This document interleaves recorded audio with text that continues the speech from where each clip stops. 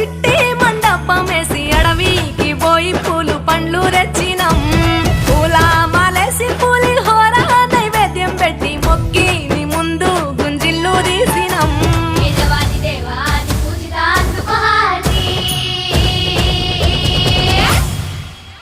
గజనన గణపతి గజముకుడే గణ గణ గం